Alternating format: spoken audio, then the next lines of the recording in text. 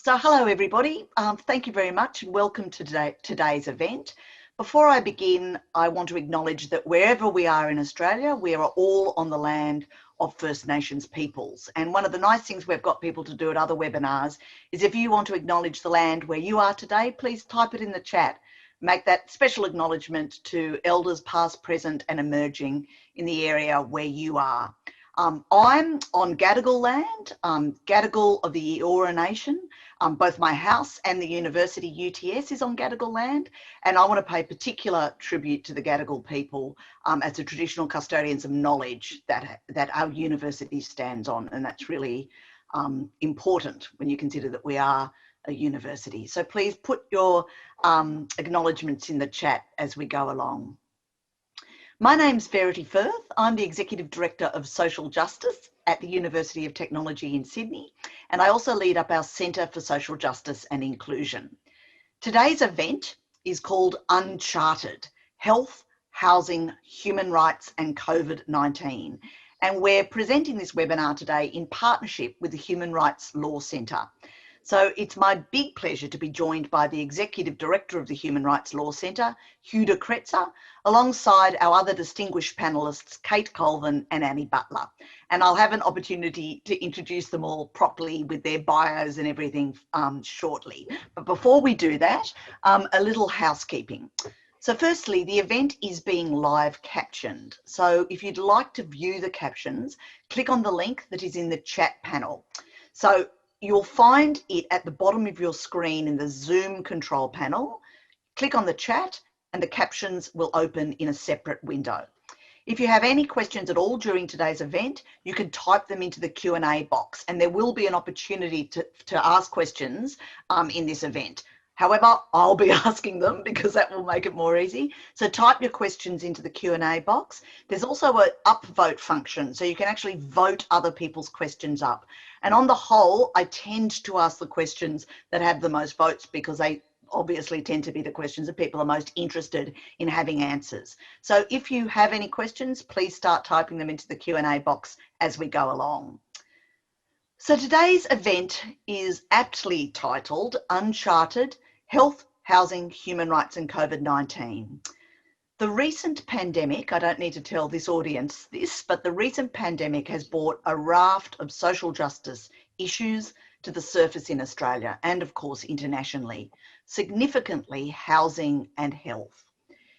It has also created a lot of us to question whether or not we have enough protection for basic human rights in Australia. And I ask this in the light of the fact that Australia is the only liberal democracy without a Charter of Rights or a Human Rights Act.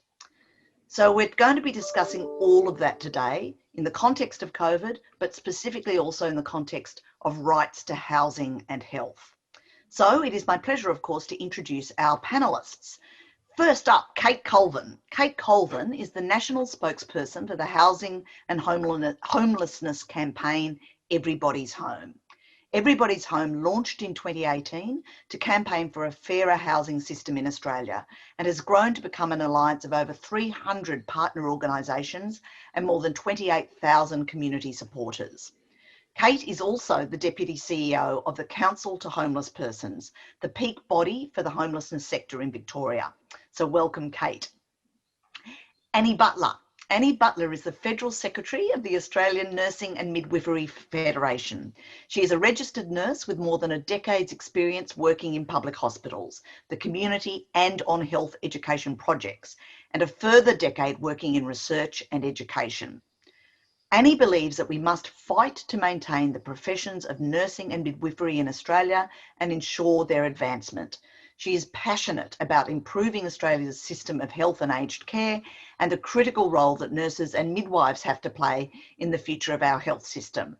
Annie is particularly keen to see nurses drive change for improvement in Australia's aged care sector, which we'll be talking about further today. Welcome, Annie. And Hugh. Hugh Kretser is at the Human Rights Law Centre, began at the Human Rights Law Centre as a board member when it was established in 2006 and became the Executive Director in 2013. Hugh started his legal career at the law firm Mallisons and then began working to protect and promote human rights as the manager of the Brimbank Melton Community Legal Centre and the executive officer of the Victorian Federation of Community Legal Centres. Hugh currently serves as a director of the Victorian Sentencing Advisory Council and a member of the advisory board of the University of Melbourne Law School. He has previously served as Commissioner of the Victorian Law Reform Commission, a board member of the National Association of Community Legal Centres, and a governance committee member for No More, the national service that provided legal help for people navigating the Royal Commission into institutional responses to child sexual abuse. So welcome, Hugh. And I should say actually that before we're live today, we were talking to the panelists, and all three panelists are based in Melbourne. So all three panelists have just emerged from lockdown and are feeling very happy about that. So I'm sure we'll also be talking a bit about that later on as well. So we're here today to consider how we can create better outcomes for society by putting human rights at the core of decision making.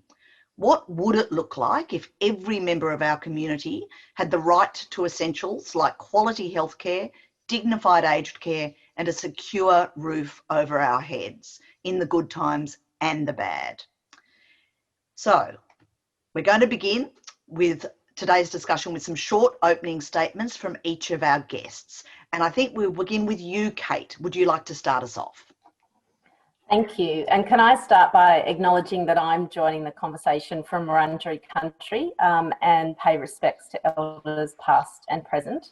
And look, I want to start by sort of taking us back to that time before the crisis and before the COVID crisis. Of course, we were just coming out of the bushfire crisis then, but talk about sort of how homelessness services and the housing system kind of works in ordinary times, so that I can reflect on how things worked when COVID kind of happened. So in Australia on any given night, we've got 116,000 people who don't have a home, but all are sleeping rough. So only about 5% of those are sleeping rough. Others are in really overcrowded accommodation or in a rooming house or in other forms of accommodation that are not considered a proper home.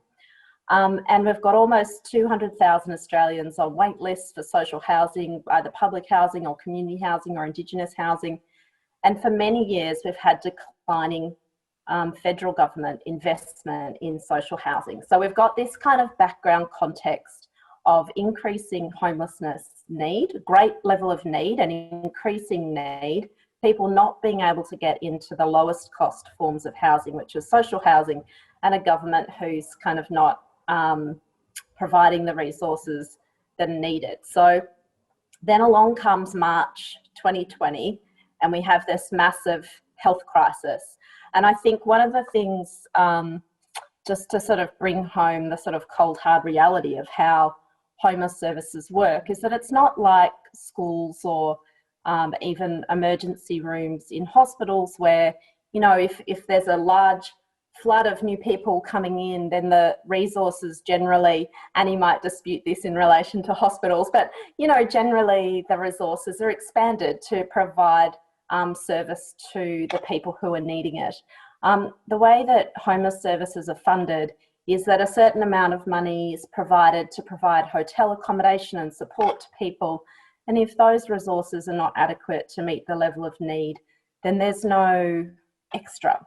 So what happens in practice is that people get turned away. So in Australia, in ordinary times, 253 people are turned away from homeless services each day, which basically means they've come knocking on the door of a service and they've run out of money to provide hotel accommodation.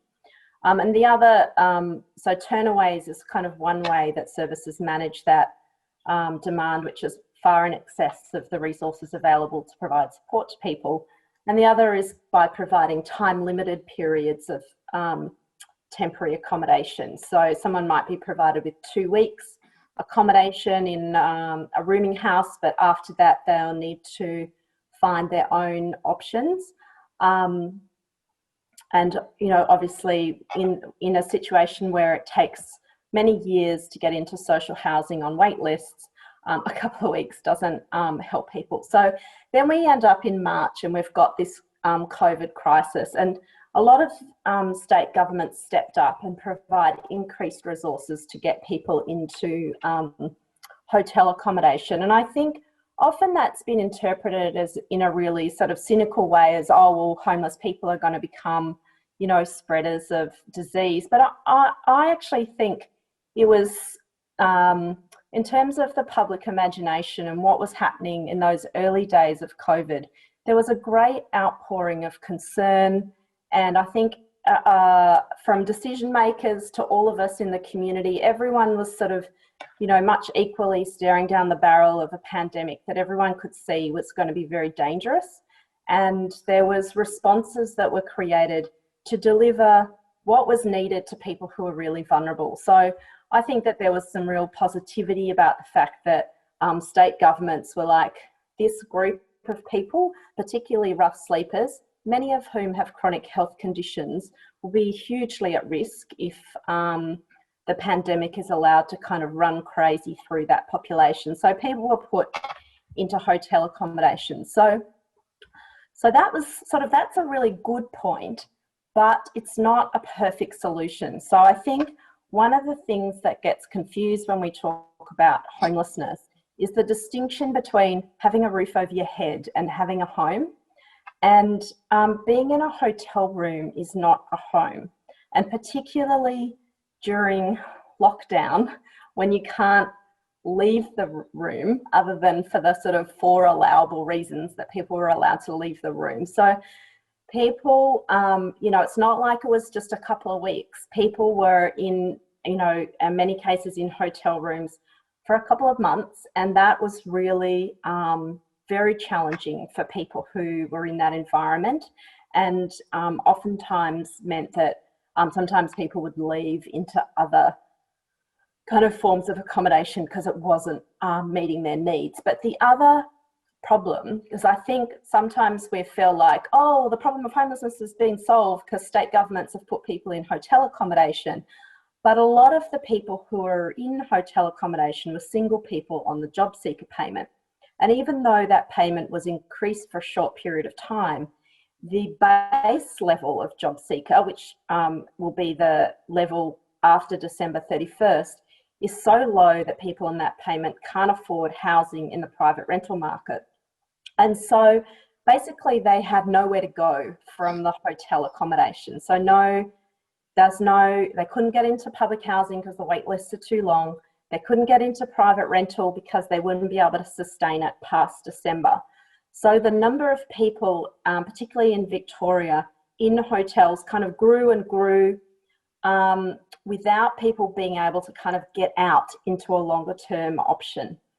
And the other thing that's happened is that the resources available for that hotel accommodation, so you've got more people coming through the doors and into those hotels each day, didn't keep expanding to meet that need. So we're back at the circumstance where homeless services are having to manage a limited amount of resources with a large amount of people needing those resources.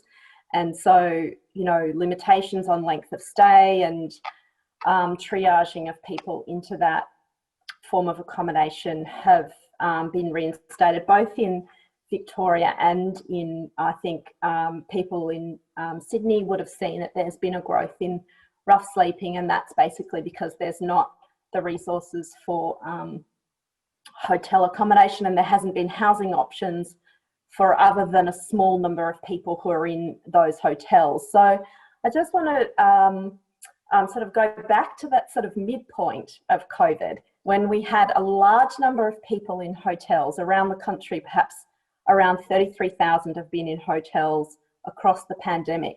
And think about what government could have done at that moment when all of these people, many of whom were highly vulnerable, were there in hotels and they could have been housed.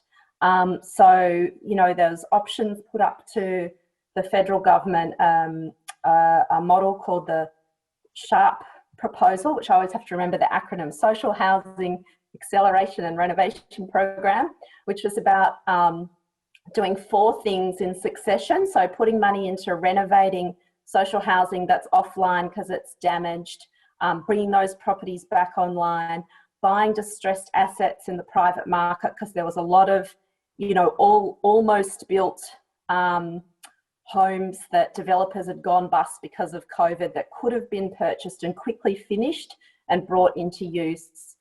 Shovel-ready social housing projects that would have kept construction workers working, and it also delivered a social housing outcome, and others, as well as options that if the federal government in particular had invested, like head leasing, which is when the state goes and rents properties and then rents them on to people who could have moved into them from the hotels. So there was a whole lot of options that would have provided a secure housing pathway into long-term housing, and which didn't happen.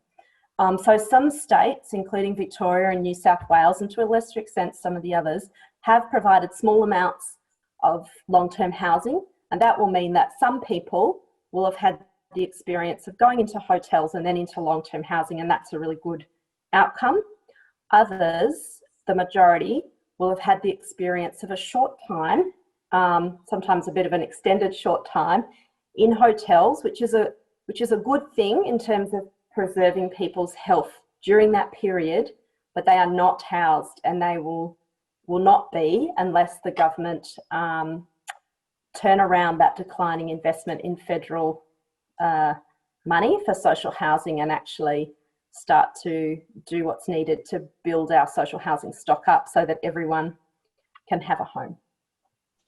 So maybe I'll stop there so you can, I'm not sure if I've gone to 5 minutes or over or less, sorry.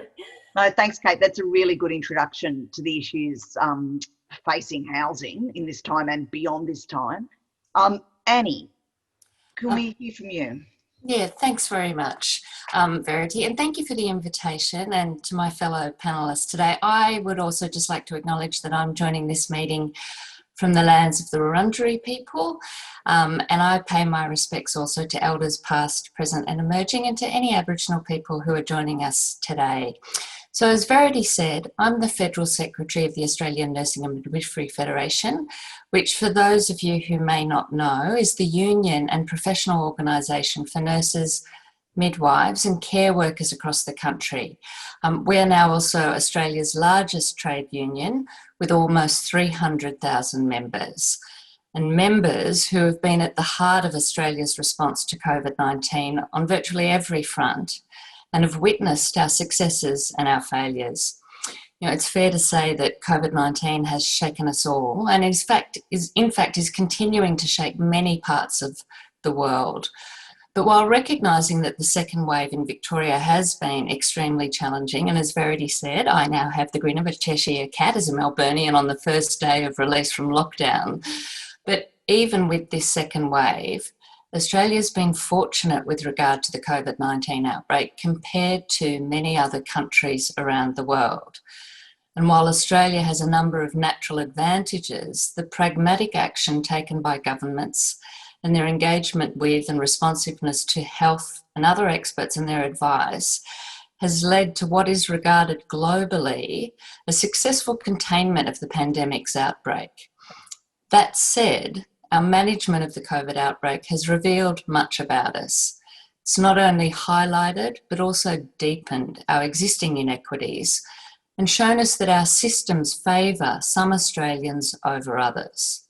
It's shown us our strengths and our weaknesses, our health response from an adaptable, universally accessible system staffed by highly skilled clinicians and structured to support the delivery of quality care has been our great strength.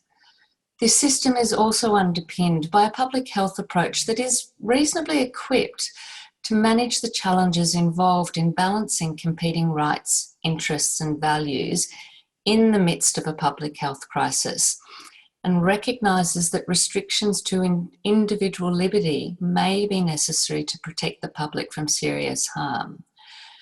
An approach supported by a community that over the last few months has largely committed to a united response of shared responsibilities and interests. And this week's outcome we're seeing in Victoria is testament to this commitment. Despite this, Our weaknesses have been several, and from my union's perspective, our aged care response has been one of our greatest weaknesses. A fragmented, immature system, poorly staffed by a lowly paid, often lower skilled, predominantly female workforce without structures that support the delivery of quality care, and which consequently, although tasked with protecting and caring for some of our country's most vulnerable, has been shamefully inadequate in its response to the pandemic, is so tragically demonstrated by the situation seen here in Victoria. It is significant that almost 3/4 of all deaths from COVID-19 in Australia occurred in aged care. And when considered in the context of Australia's overall success in managing the pandemic, it should be regarded as all the more shameful.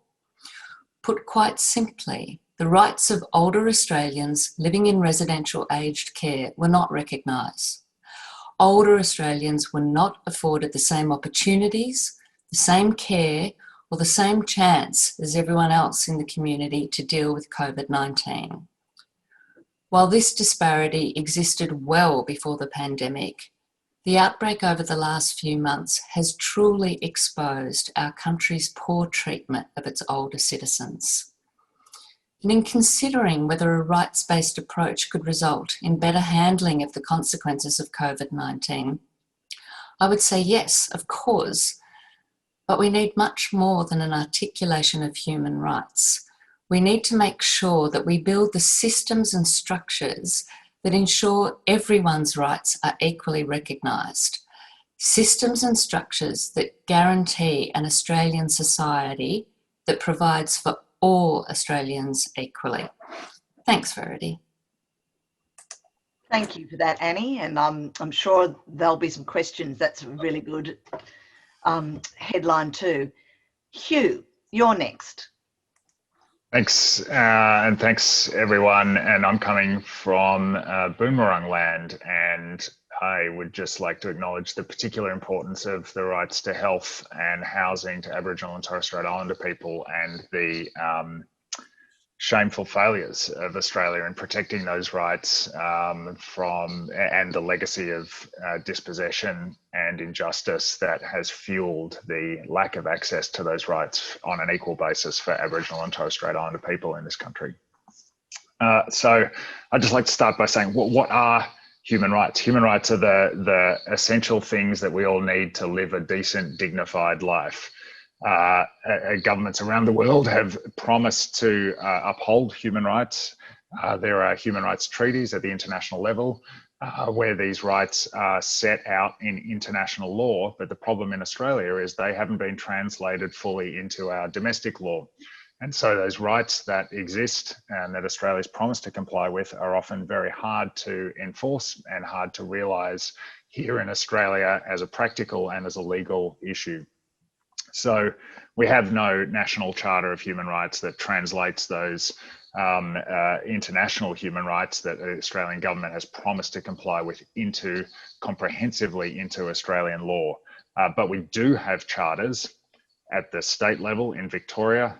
Recently, Queensland adopted its human rights charter, and ACT was the first jurisdiction in Australia to have a charter. And those charters are what we might call modest versions of a human rights charter, but they are important, they have power, and they are making a difference.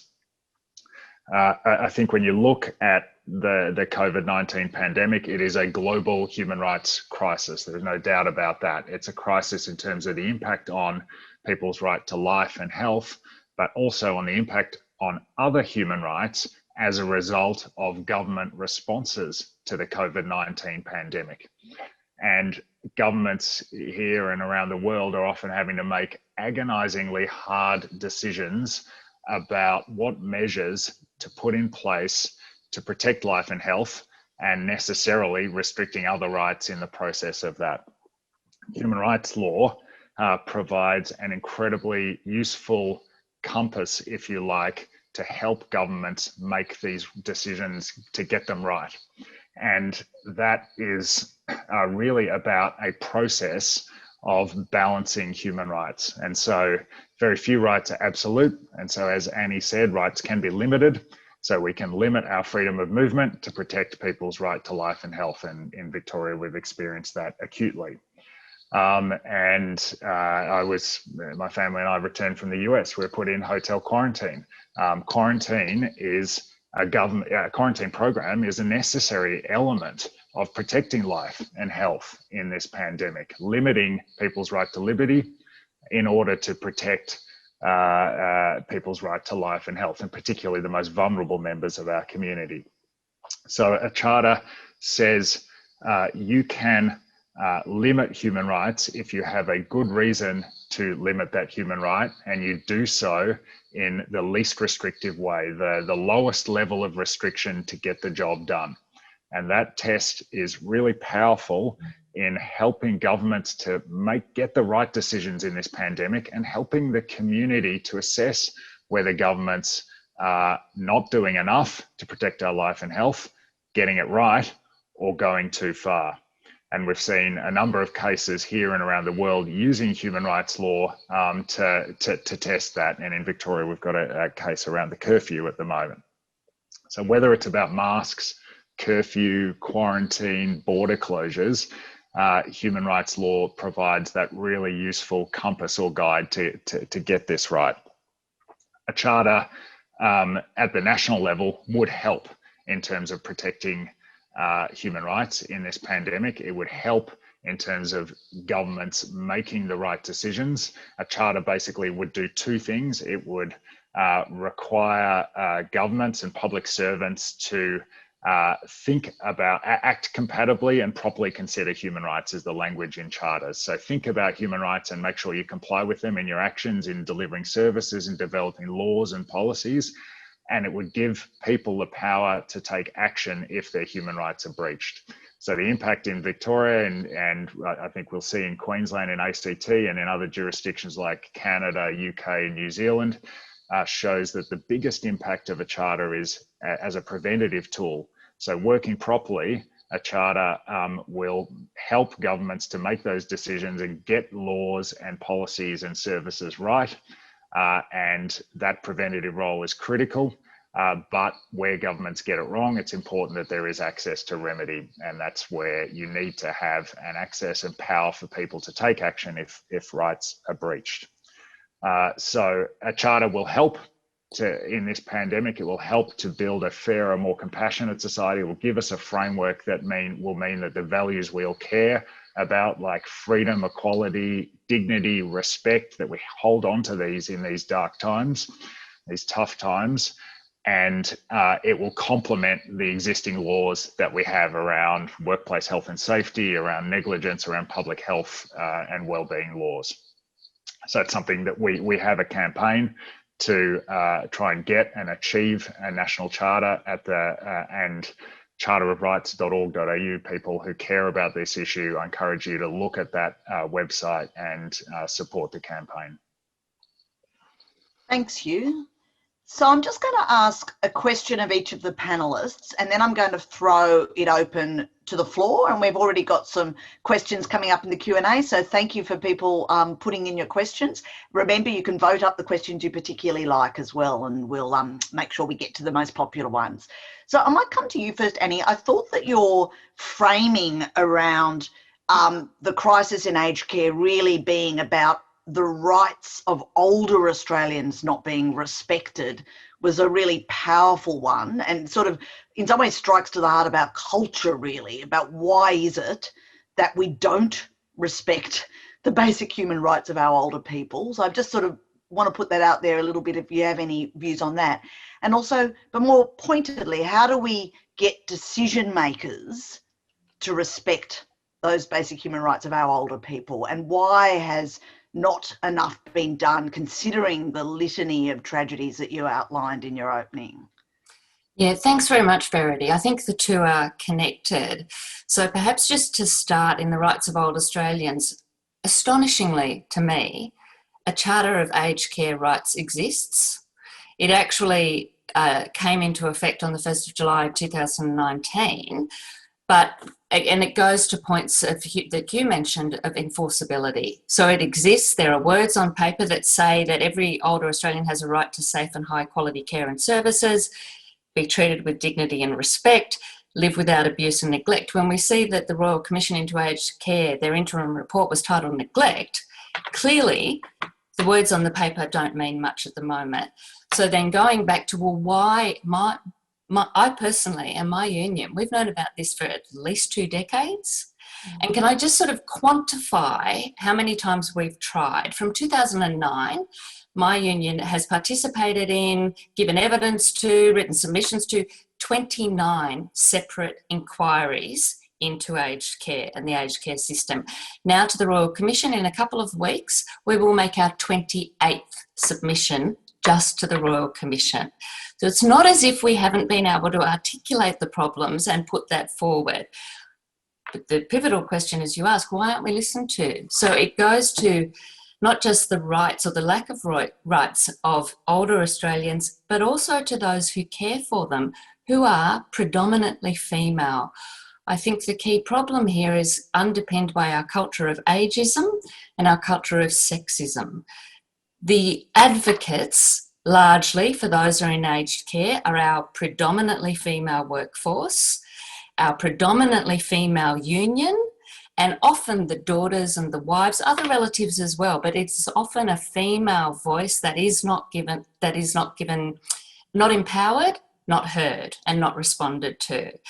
I think that the system continues to privilege one set of rights and interests over another set of rights and interests, and those interests rest with providers and governments, and they don't rest with the individuals, the recipients of care, and very much they do not rest with the worker. The workers' rights in this sector are completely ignored, themselves largely female. As I said in my opening, lower skilled, often from a migrant background, and they are positioned to be at the beck and call, so-called, there's a movement in aged care of, individual consumer choice, and consumer rights have to be protected. I mean, again, in our view, that doesn't afford equal rights or choice to everybody. It's a very middle-class concept. If you're a homeless person, what sort of capacity do you have to exercise those rights?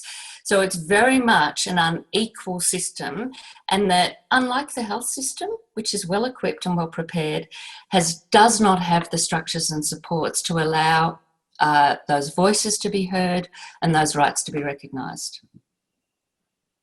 A lot to do in the area of aged care. Kate, similarly, so the Universal Declaration of Human Rights states that one of a number of the human rights is that there is a human right to adequate housing. So it exists. It's a bit like what Annie was just saying. It exists there. It's written down. How feasible is that in Australia? And I ask that also with the understanding that, 70% of Australians actually own or are buying their own home through a mortgage. We've got a high private ownership of housing in Australia compared to other areas. Is that one of the reasons? Why is the right to housing not seen as something more fundamental in a country that, calls itself the great egalitarian nation? I think when you say that there's this huge preponderance of people in the community who own their own home, and there's also a very large investor population. And I think over the past few decades, there's been a sort of changing understanding of sort of what housing means in the Australian national idea of things. And so we've gone from housing being very much about home to housing being about wealth creation. And there's a whole very popular narrative about investing in housing and getting wealthy. And I think that sort of seeps into people's thinking even as homeowners. And so consequently, we don't generally think of home in the same way that we think of health. Like, I think in Australia, there's a very strongly held feeling that if you go into a public hospital, then you'll be triaged and treated according to who has the most need, and that you'll be provided with the service that you need until you've been made well, and then you'll be dispatched from the hospital. But in the housing system, it's really about the understanding is different. It's about wealth, and I think that's what we need to change that narrative so that the home function of housing is put first and foremost, because the government could very easily make sure that everybody has a home. It's not at all beyond the bounds of what is realistic or possible. It wouldn't even really be that difficult. It's would take about $6 billion a year for admittedly a good number of years, but that is not, whilst it sounds like a lot of money, it is not more than what is spent on other areas which are arguably less important. And that's about, investing in social housing is about providing a housing solution to people who can't afford housing in the private market.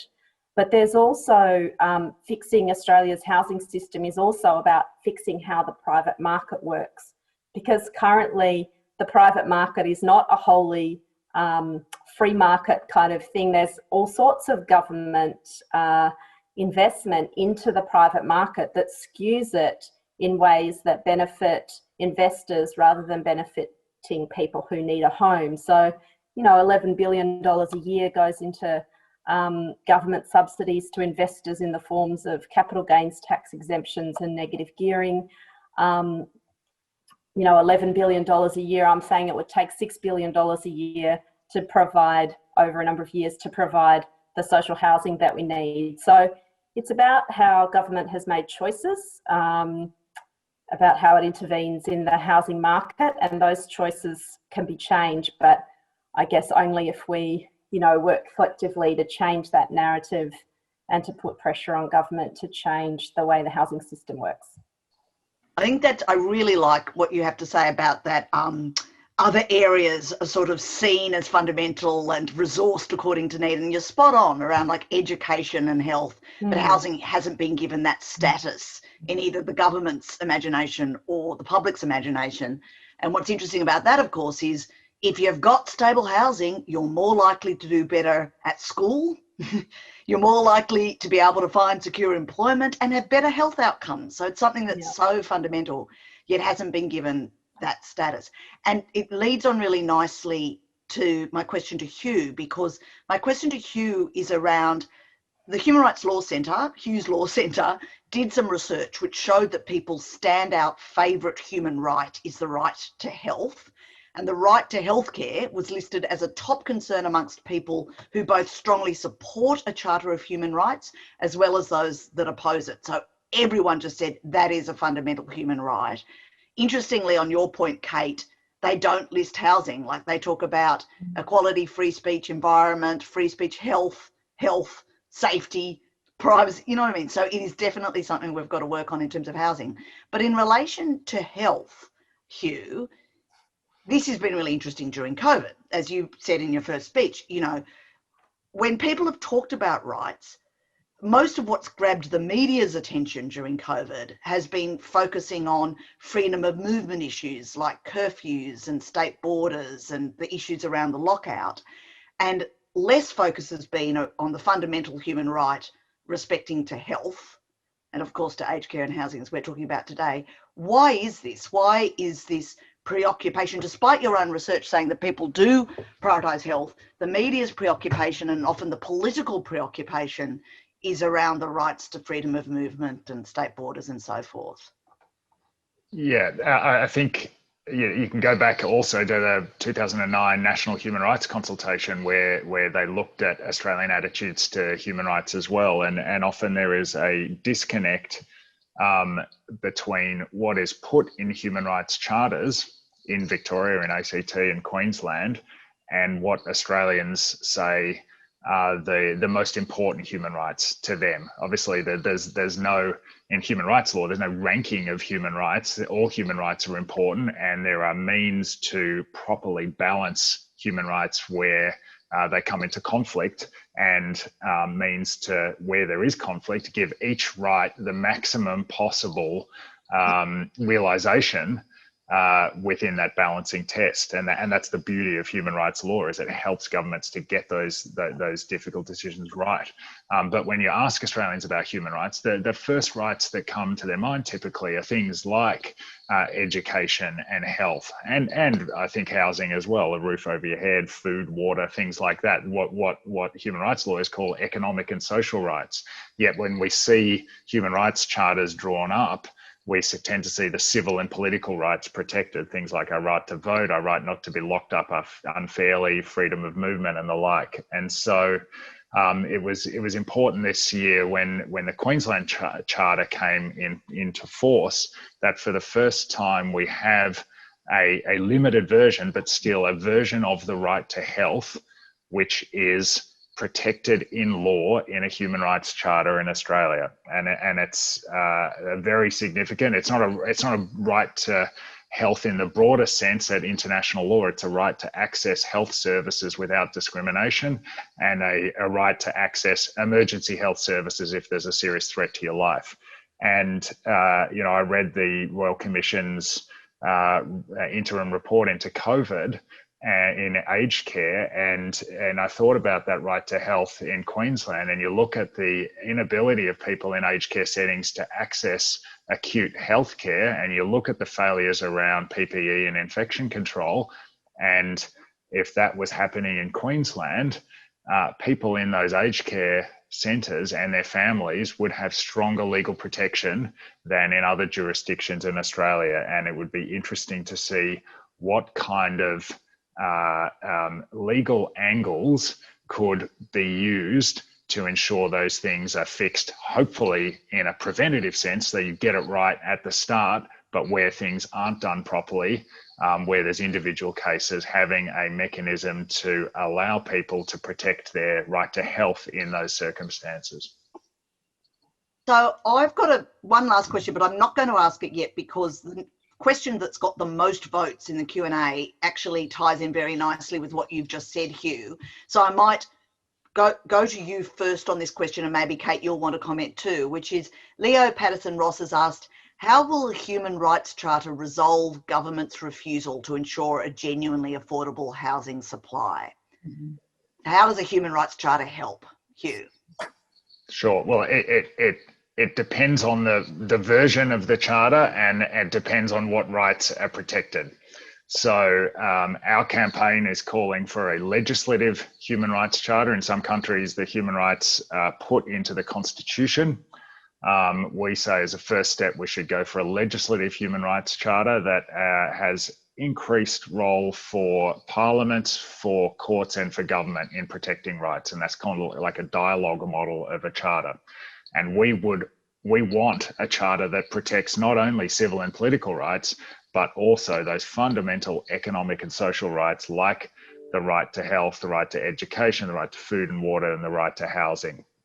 And so what that charter would do at the federal level is force public servants, when they're developing policies and services, to think human rights.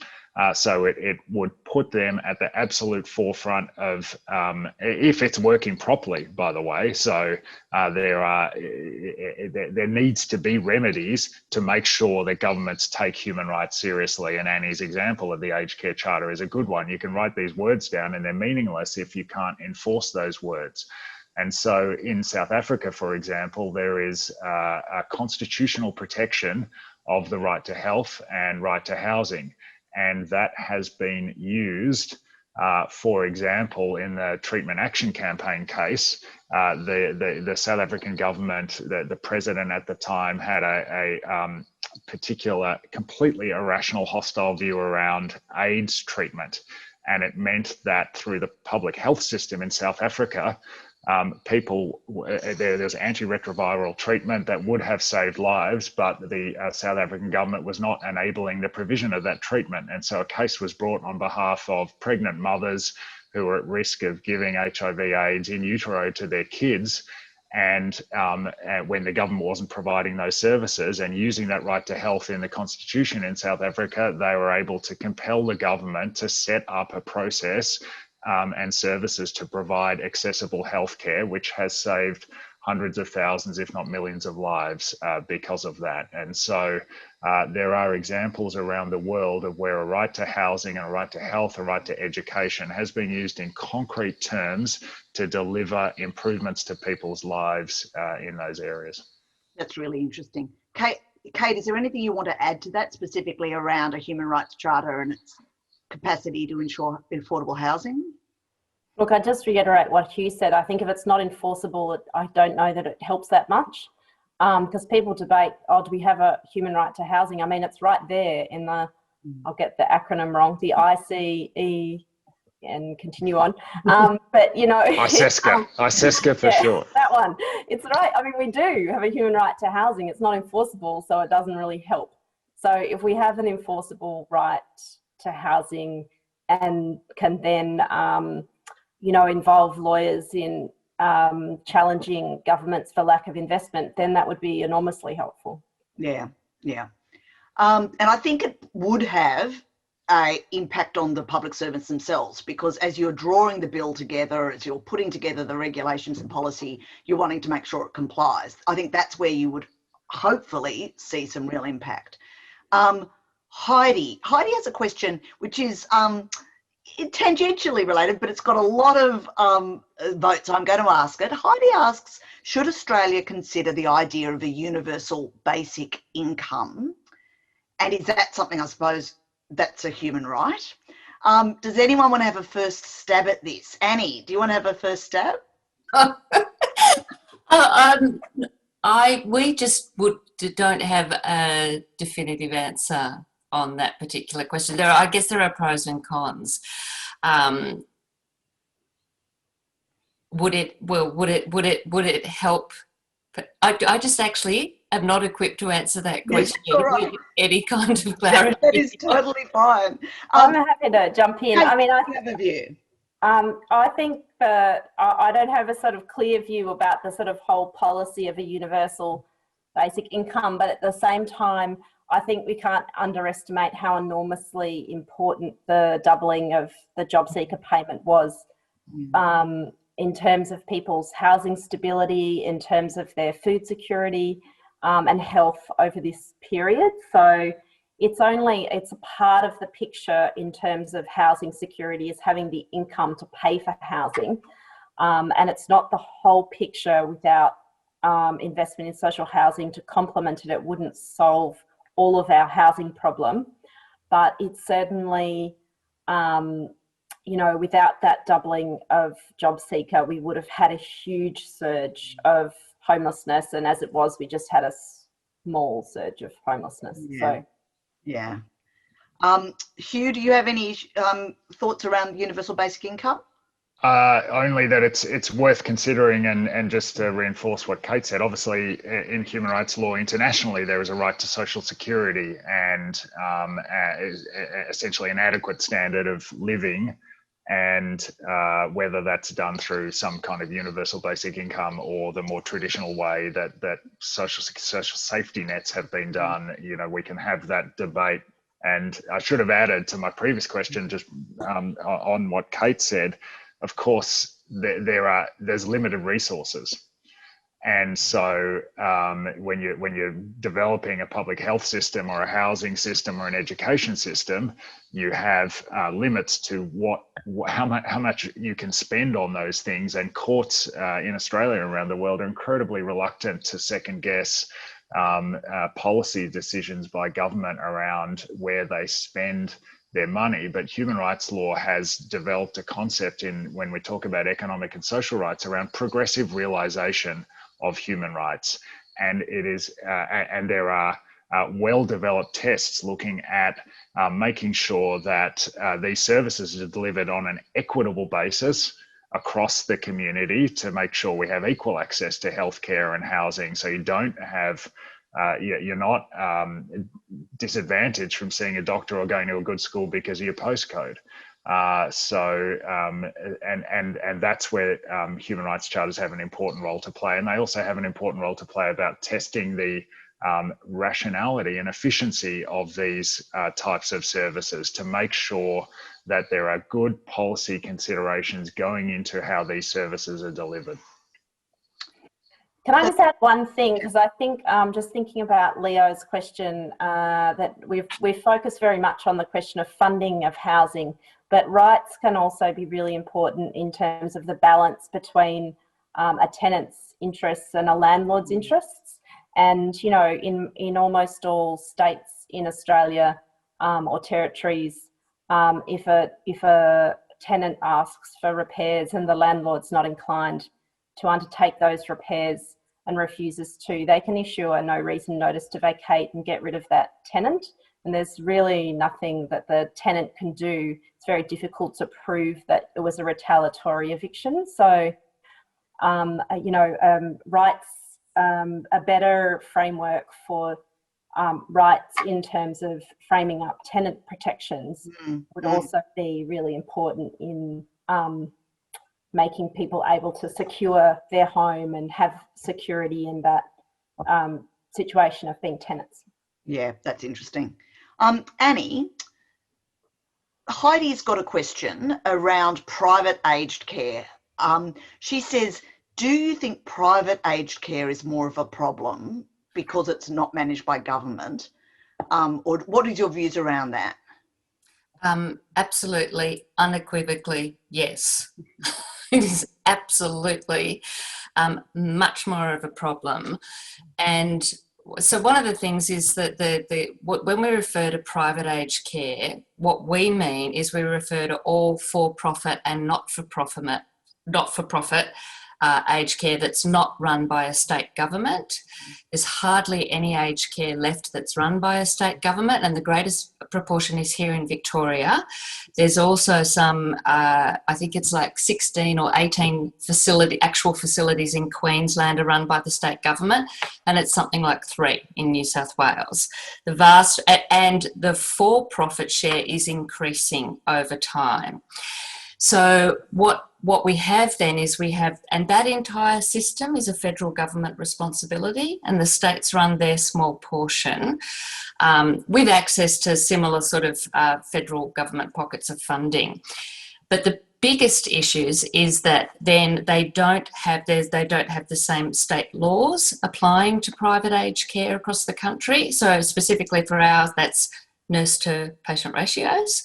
They don't have the same level of standards that they have to meet in terms of other things like just even work health safety and those basic sort of situations, but also they don't have the same conditions for workers. Now, I mentioned workers' rights earlier, but there's a big connection between if you actually have a safe and satisfied worker, there's a very big connection between having a safe and satisfied care recipient.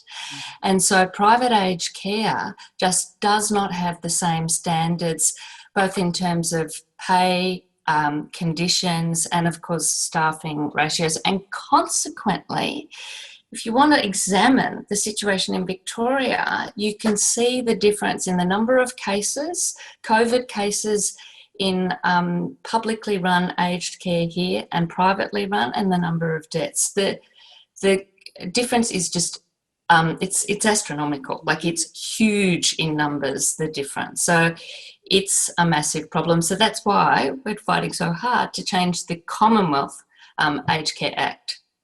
Yeah, it's interesting. We've allowed both our early childhood education and our aged care to splinter off and enter the private sector in a way that, you know, we haven't in other parts of the education continuum. It's so strange. Well, I think it goes so much to what do we value in society, and we don't value care work.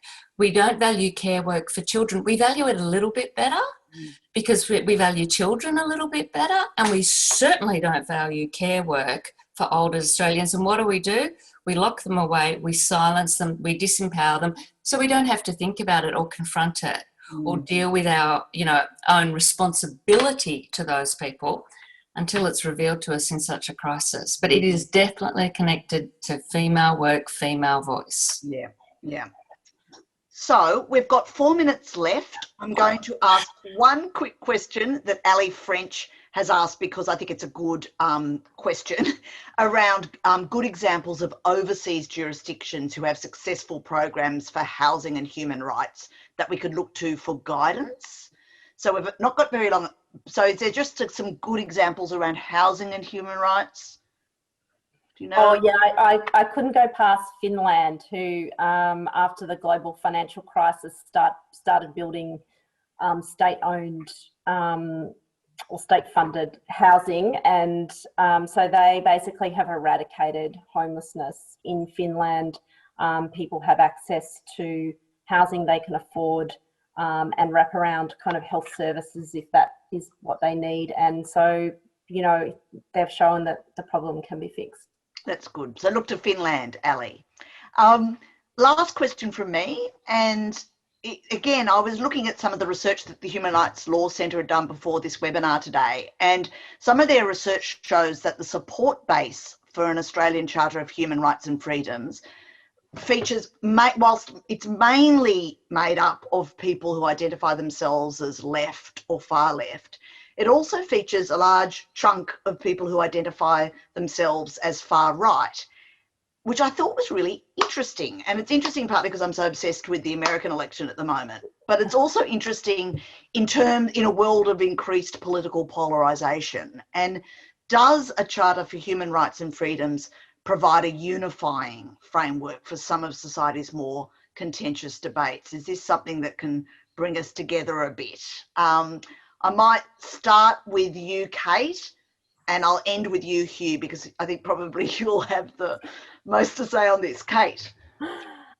I'm not sure that it is unifying, because I do think that some people just pick and choose when they want to use a rights framework to pursue their own agenda, which is really not really about rights at all. It tends to be more about squashing other people's rights. So I'm going to say I don't think it is unifying.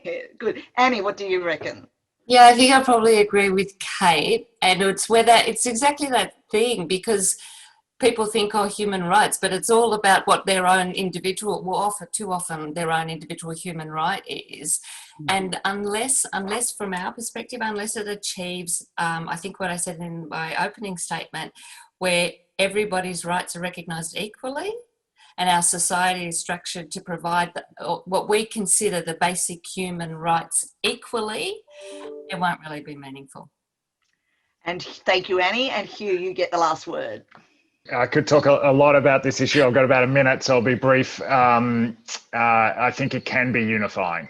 And I think one of the benefits, one of the silver linings, if you like, of this awful pandemic has been a better appreciation of the importance of human rights to all people across the community, and that too many Australians think about human rights as affecting other people in other places, particularly overseas, and that what this pandemic is showing, that human rights protections matter to all of us, whether it's because you're in an aged care centre, or because you can't travel, or you can't see your work, you can't run your business, you can't worship, you can't protest. These are all the things that have been at stake in this pandemic, and obviously people's right to life and health.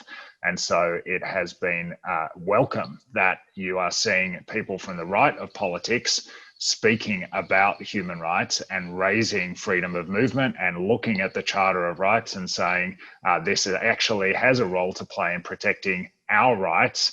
What we need to do is, as Kate and Annie said, is go beyond that and say this has a role to play in protecting all of our rights, and that our society, that Australia, will be stronger and better and healthier if all of our human rights are protected across the board, no matter who you are or where you live.